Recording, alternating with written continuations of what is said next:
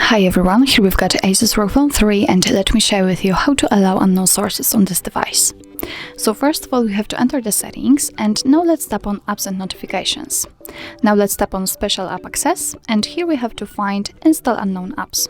Oh, okay, I've just entered it accidentally. Okay, and as you can see here, we've got the list of apps which are allowed or not allowed to install something.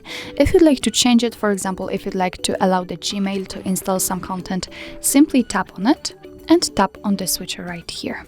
And as you can see, now it is active. Here we've got the info that your phone and the personal data may be more vulnerable to attack by unknown apps, because some of those hadn't been checked by the developers, so you're doing it on your own responsibility. Let's get back. As you can see, it immediately changes, so from now on you will be able to download some content from the Gmail. Of course, it will work with all other apps. If you'd like to turn it off, just go back, tap on it and tap on the switcher again. Let's get back. And the same situation, from now on the Gmail is not allowed to install anything. So actually that's all. This is how to allow unknown sources in your ASUS ROG Phone 3. Thank you so much for watching. I hope that this video was helpful, and if it was, please hit the subscribe button and leave the thumbs up.